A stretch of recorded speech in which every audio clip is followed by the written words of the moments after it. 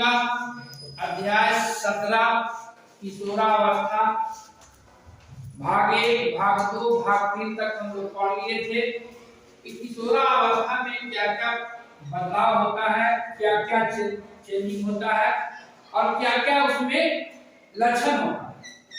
आज जो हम लोग पढ़ेंगे किशोरावस्था का भाग 4, उसमें पढ़ेंगे द्वितीयक लैंगिक लक्षण, सेकेंडरी सेक्सुअल कैरेक्टर के बारे में कि कैसे शुरू होता है सेकेंडरी सेक्सुअल कैरेक्टर, है ना,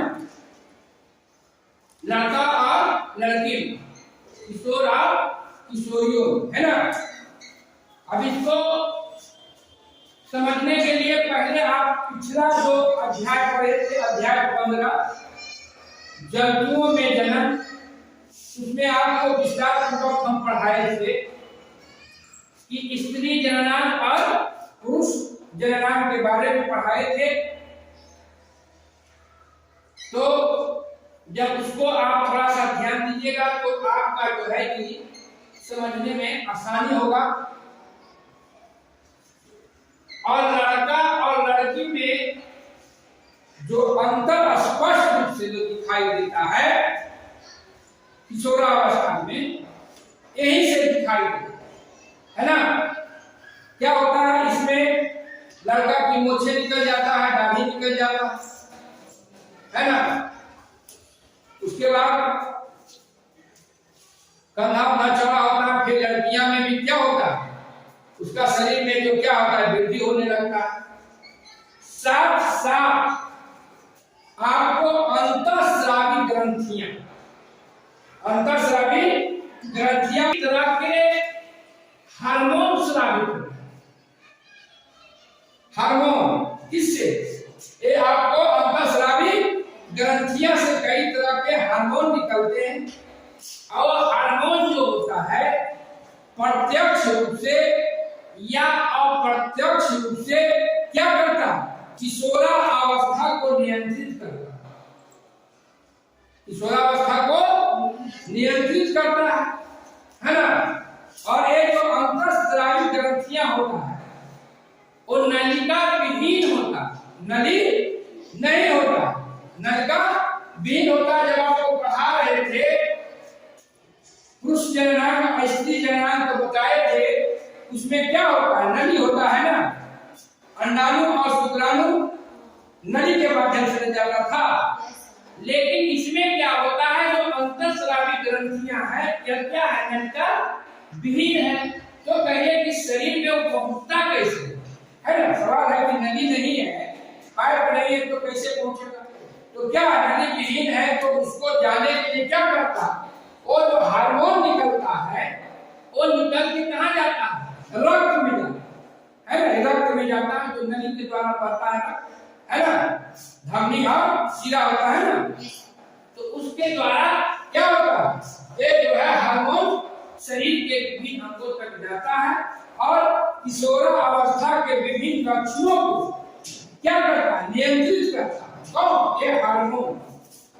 अब आपको पुरुष और महिला, किशोर और किशोरियां, तो जो किशोर में निकलता है, पुरुष में जो हार्मोन निकलता है ना, टेस्टिस से निकलता है। किससे निकलता है, टेस्टिस से। उसको हम लोग बोलते हैं वृषण। क्या बोलते हैं, वृषण बोलते हैं। और उससे जो हार्मोन निकलता है उसका नाम है टेस्टोस्टेरोन। क्या नाम है, एस्ट्रोजन। इसको याद रखिएगा, परीक्षा में पूछ भी देता है कि पुरुष से निकलने वाले कौन सा हार्मोन है, तो आपको लिखना होगा टेस्टोस्टेरोन, है ना। और फिर जो है लड़कियां से, है ना, फीमेल से जो निकलता है उसको बोलते हैं हम लोग क्या, अंडाशय, है ना। अंडाशय से निकलता है जो हार्मोन, उसको हम लोग बोलते हैं एस्ट्रोजन। क्या बोलते हैं, एस्ट्रोजन, है ना। आपको एक जो है प्रत्यक्ष और अप्रत्यक्ष रूप से जो किशोरावस्था में जो बदलाव होता है, विभिन्न तरह के शारीरिक बदलाव जो है ना, उसको क्या करता है, नियंत्रित करता है। अब समझिए कि अगर मान लिया जाए कि एस्ट्रोजन और टेस्टोस्टेरोन को निकलना अगर बंद हो जाए, स्रावित होना बंद होगा, तो क्या है, क्या हो सकता है? जब आगे की क्लास में जाएगी तो आप बेहतर से पढ़ेंगे, है ना?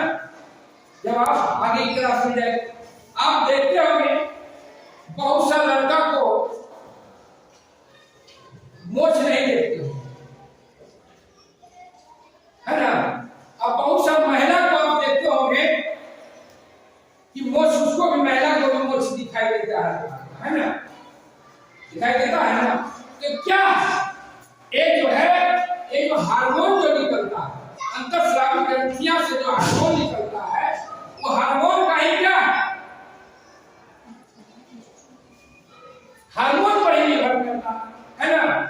और ये हार्मोन क्या करता है, जो नियंत्रित करता है उसमें क्या होगा, उसका अंगों का विकास और वृद्धि करता है ना? इस चीज को समझिए। अब समझना है मानव में जनन अवधि, मानव में जनन अवधि, है ना?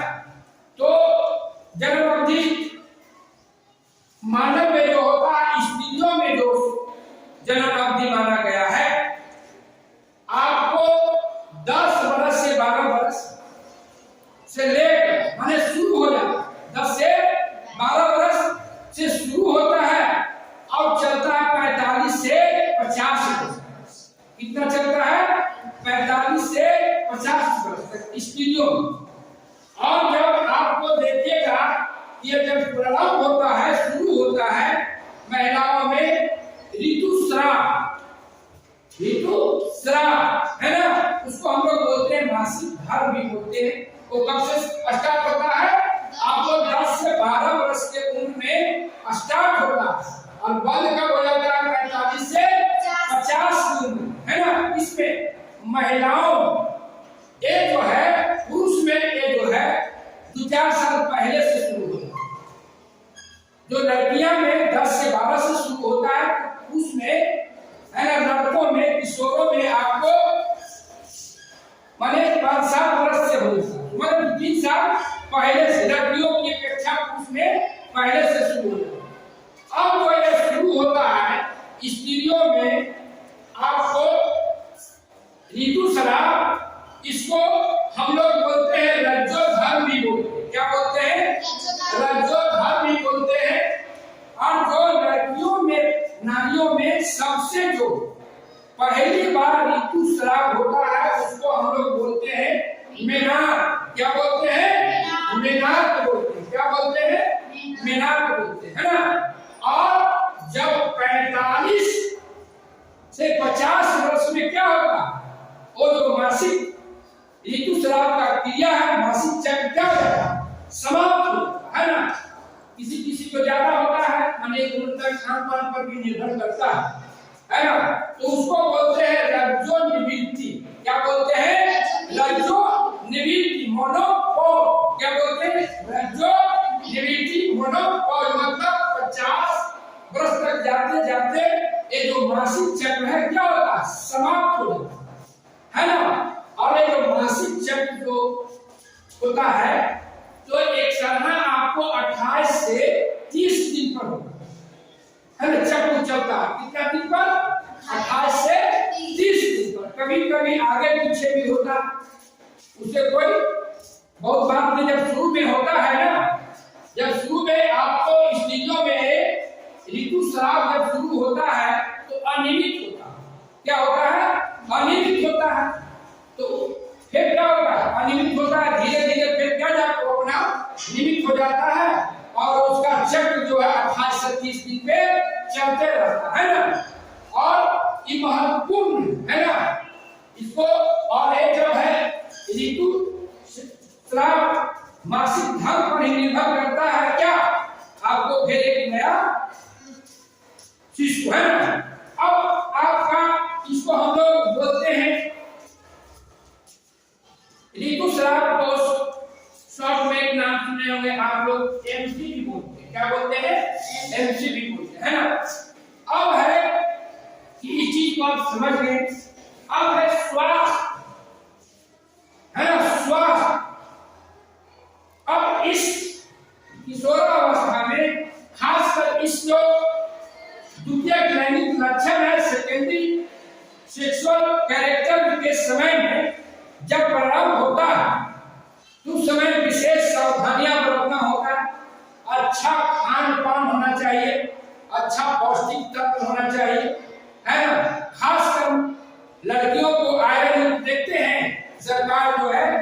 लड़कियों को आयरन का टेबलेट दिया जाता है।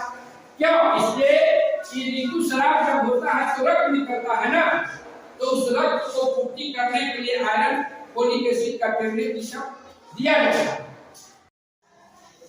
आप बताइए, आप लोग तो किशोरावस्था के बारे में समझिए कि किशोरावस्था में क्या क्या बदलाव होता है, क्या क्या हमें करना है। किशोरावस्था को हमें बेहतर ढंग से जीना है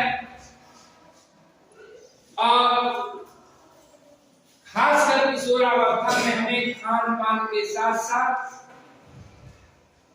योगा पर भी ध्यान देना है, साफ सफाई पर ध्यान देना है, सारी चीज समझ में। अब बताइए आप लोग, लड़का और लड़की का विवाह, शादी का उम्र सरकार द्वारा निर्धारित की गई है। अगर उस निर्धारित उम्र में आप शादी ब्याह नहीं होता है तो उसको क्या माना जाता है? दोष। तो लड़का की तरफ से बताइए कि लड़का का जो है शादी का उम्र जो है कितना निर्धारित की गई? 21। लड़का का 21 है ना। लड़की की तरफ से बताइए कि लड़की का शादी का उम्र निर्धारित कितना किया गया? बोलिए 18 वर्ष। मतलब लड़की का उम्र 18 वर्ष और लड़का का उम्र 21। आपका 18 वर्ष उम्र नहीं होगा लड़की को और लड़का का जब तक उम्र 21 वर्ष नहीं होगा तो क्या होगा? लड़का और लड़की शारीरिक रूप से और मानसिक रूप से क्या विकास नहीं हो पाएगा। पूरा विकास होने के लिए कितना समय चाहिए? लड़का को 21 वर्ष और लड़की को 18 वर्ष, तब वो मानसिक रूप से, शारीरिक रूप से क्या होगा? विकसित रहेगा, परिपक्व रहेगा, तब शादी ब्याह होगा, तब नया घर बसाएगा। इसलिए सरकार का नियम को पालन करना है, साथ साथ हमें एक जागरूक नागरिक, जागरूक बच्चे होने के कारण इसे हमें समाज में भी संदेश देना है कि लड़का हो और लड़की हो, जब तक आपको उम्र 18 और 21 नहीं होता है तब तक शादी नहीं करिए। इसलिए इस शादी अगर इस उम्र में होता है तो क्या है? आपको दिक्कत, इसलिए कि आप मानसिक और शारीरिक रूप से परिपक्व नहीं होते हैं। तो आज इसी बात के साथ आपको किशोरावस्था अध्याय को हम लोग समाप्त करते हैं।